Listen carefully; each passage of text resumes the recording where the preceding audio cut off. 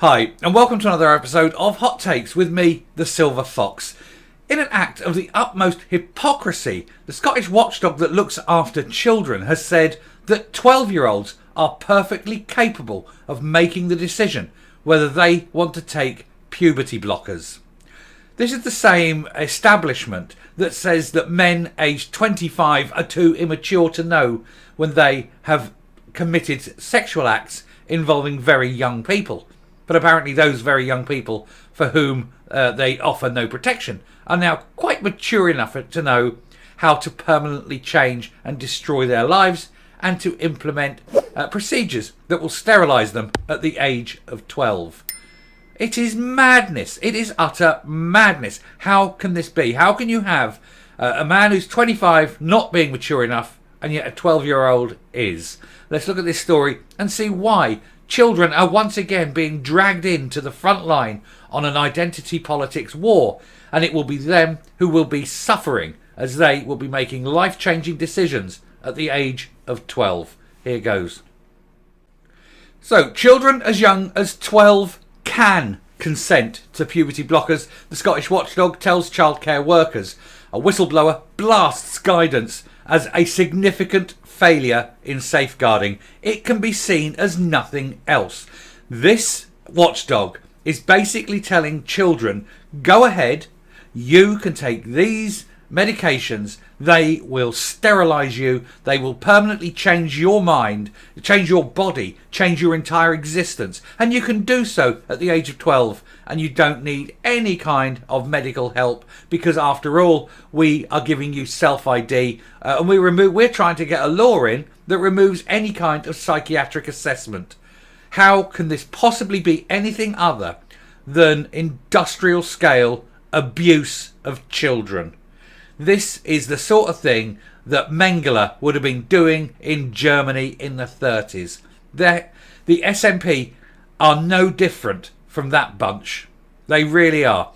New guidance in Scotland claims children as young as 12 can come out as trans, and it states they should access puberty blockers and be referred to specialist clinics. You're talking 12-year-olds. You're talking kids who have major hormonal changes in their life at that point anyway, who will be emotionally, you know what it's like, emotionally up and down, left and right.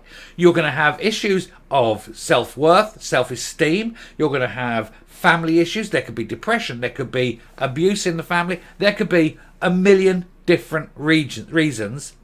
And the Scottish government is just saying, no, it's fine, you're 12. You can go ahead. If you want to sterilise yourself, knock yourself out, here's some pills. These people doing this need to be up in front of a court and then sent to prison for abuse. Anyway, Scotland's social care watchdog has said children as young as 12 should be allowed to consent to trans-affirming medical care, including puberty blockers. Why do they have this obsession with children? The advice doled out by the Care Inspectorate has already raised eyebrows following concerns about the ethics of childhood transition, with more detransitioners coming forward, all of them regretting it, all of them saying they weren't trans, they were pushed down a street. The guidance recommends staff should use children's preferred pronouns and chosen names, as well as refer them to the Sandiford Clinic, the Telegraph reports. For Sandiford Clinic, see concentration camp. It is really that bad.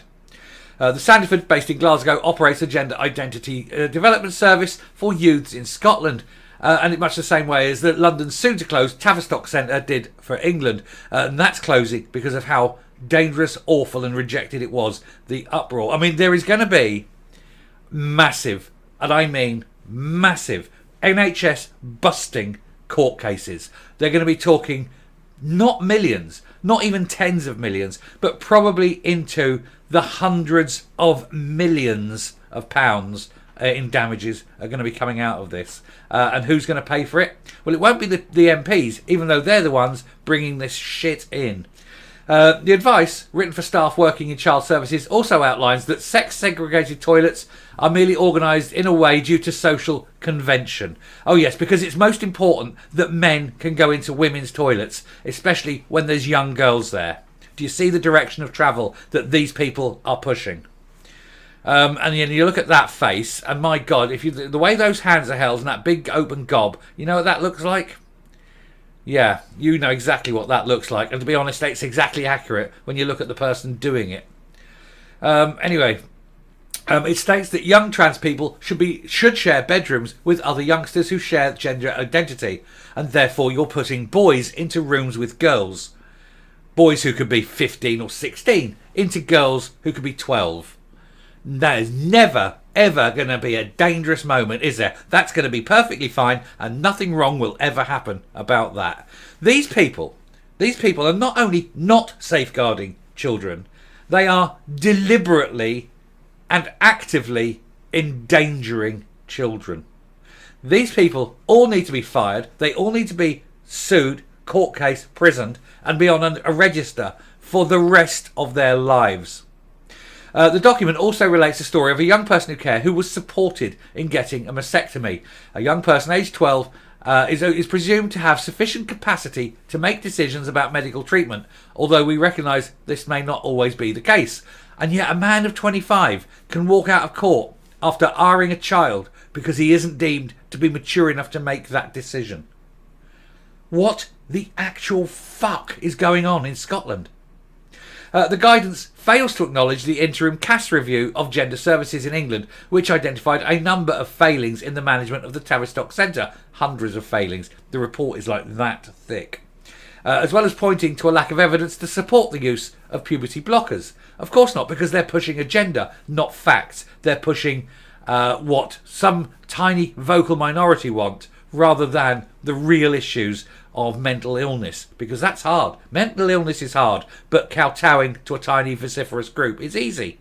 The percentage of actual gender dysphoric people is 0.1 of 0.1%. It is maybe 200 people in the whole of the country that are genuinely gender dysphoric. All this is just a fad. It is mental illness. It is an excuse to play up. It's not real. None of it is real. But that is why they want to remove and continually push for the removal of psychiatric assessment. Because if you had an actual psychiatric assessment, then 99% of these cases would be shown for what they are. Not gender dysphoria, and therefore not trans. And my God, the likes of Stonewall can't be having that. The 22-page report, that's more like a pamphlet, isn't it? Report instead leans heavily on material published by the Scottish Government and the pro-trans organisations such as Stonewall and the LGBT Youth Scotland. Stonewall, a group of criminals who go in and say, give us £100,000, we'll put a plaque on the wall, and if you don't do it, we'll tell everyone how awful you are. Stonewall are dangerous. Stonewall is filled with abusers, with predators. Stonewall is an organisation that should have zero public money and zero respect. People should know exactly what Stonewall are. They are an absolute clear and present danger to both children and vulnerable women. They are absolutely awful. Consultant David Bell, who was among the whistleblowers at Tavistock, described the advice as a significant failure of safeguarding by the care inspectorate. He said there is considerable evidence that just affirming children is harmful, and the guidance seems to ignore all the emerging medical evidence. Of course they do, because this isn't guidance based on medication, on fact, on medical matters or on psychiatric matters. This is based on gender politics. This is based on an agenda by the left to normalise to create divisions in society. It's there. They are pushing for unisex toilets left, right and centre. I've got a report I'll be doing later today about a school that will not allow single-sex toilets. All the toilets are unisex. And now people are suffering medical issues because they dare not use these toilets. A girl will go into these toilets and boys are in there filming them with their phones. And so the girls are now not going to the toilet and it's causing physical damage. And that is what these wankers do to children. And now they want to give them pills and things and medications to sterilise children on an industrial scale. These people are filth, they are degenerate, and they should be treated exactly as what they are. I'm so angry and I'm coming up. It is about time, I think, that we, the ordinary, decent human beings of this world, stand up en masse and very loudly and vociferously reject this shit. If you have pupils in a school and they introduce unisex toilets, every parent, every single parent, without exception, needs to be at the gates of that school and telling them that they reject it and demanding that it's changed back to single-sex toilets, and saying that if you don't, and until such time as it happens, you'll pull your children out of school. And if it takes a couple of days holiday, whatever, pull your children out and have 0 children in that school. Force them to change. We are many, they are few. They must bend to our will, and we can make that happen, because all we have to do is show that we have the power. And we have the power because we are the people. We are not the predators. We are not the ones endangering children. We are not the ones telling children to ultimately change their life permanently, to sterilise themselves with medication, and to live a lie. They are the dangerous ones. We need to show them this, and we need to act. We need to act quickly. And we need to make sure that every politician knows that if they back any bill that does anything like this and harms children, then they're out. Personally, they're out. And we need to start suing. Every single parent needs to start suing every single time that happens. Sue them. That happens. Sue them there. They've closed that toilet. Sue them there. Tie them up in knots. Have them in court every single day. Let them spend millions upon millions of pounds defending and then paying out every single time. And within weeks, it will stop. I am so angry about this because these people make these decisions thinking, oh, look at us, we're virtuous, we're kowtowing to that tiny, tiny, very loud group over there, that very loud group of mentally ill predators.